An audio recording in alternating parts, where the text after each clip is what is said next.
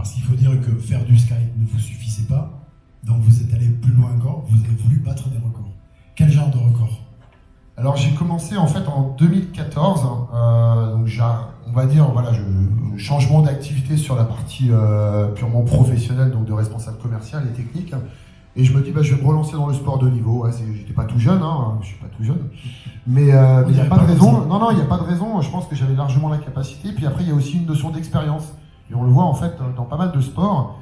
La jeunesse est une force aussi, mais l'expérience en est une autre. Donc il faut trouver le juste milieu entre les deux.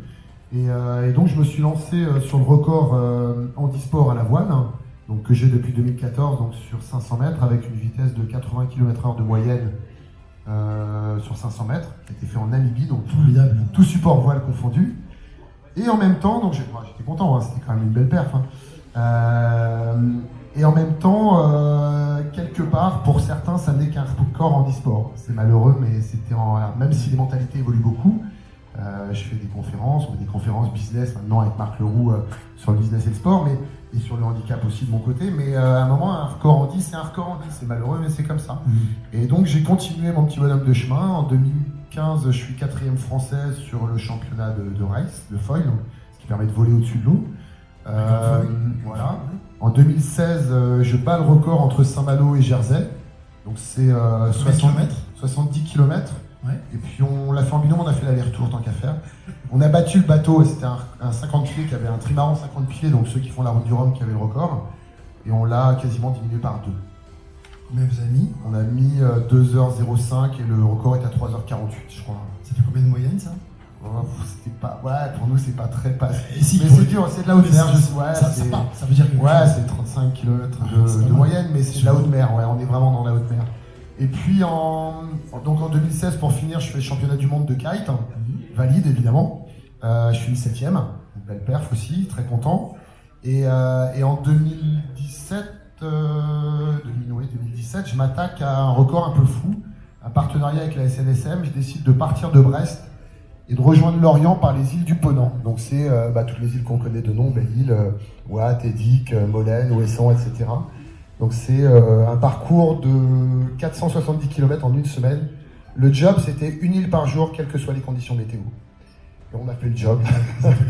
On a fait le job, c'était vraiment une super aventure humaine parce que on rencontre plein d'Iliens, on rencontre tous les gens de la SNSM qui viennent sauver les gens, et c'est des gens qui ont un parcours. Chacun a un parcours complètement incroyable, donc humainement un super parcours. Et puis cette année... 2018, ouais, une grande année. Bon, il y a toujours, j'ai fait le Conquet, Roscoff, des parcours à 140 km, mais maintenant, je commence à le faire par habitude. Mais j'ai voulu m'attaquer au record valide. Au départ, c'était de se dire, il y a un record sur le 1000 nautique, donc c'est 1 km 852. Il y avait la possibilité de le faire dans des conditions officielles dans le sud de la France cet été. Sur le 4, non? Ouais, à côté de Le 4, à La Palme. C'est vraiment pas très loin de Perpignan, en Arbonne. On touche la plage de Gruissant quasiment. Mais l'approche d'abord, c'était de créer un record, on va dire un record, ou en tous les cas, une référence handisport. Et puis... Vous êtes pris au jeu. Je me suis pris au jeu parce qu'on a toujours la notion, finalement, de ce record valide. Et en même temps...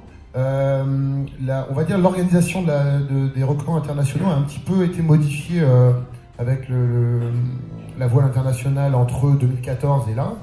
Et globalement, quand j'ai fait mon premier chronomètre qui était pas très loin du record valide, ils m'ont fait comprendre que de toute façon ils pouvaient pas le valider en tant que record.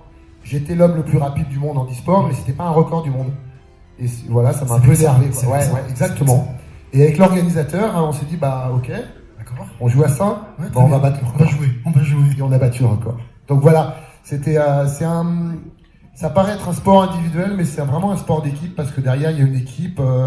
Il y a Steph, mon frère, qui a fait pas mal de choses avec moi sur le hauturier. Il y a des caméramans, il y a la presse derrière, la gestion de la presse, etc. Et je profite de ce moment-là aussi pour dire la saison 2019 elle commence. Avec en prévisionnel championnat du monde, championnat de France, Coupe de France, retentative de record. Et voilà, je suis toujours à la recherche de partenaires pour compléter les existants. J'ai des très bons partenaires, mais c'est toujours long pour les sportifs en France. Donc voilà, je vous invite à venir me voir. Alors voilà, Chris Ballois, recordman du monde de vitesse valide sur un maille nautique, 1852 mètres, Ouais.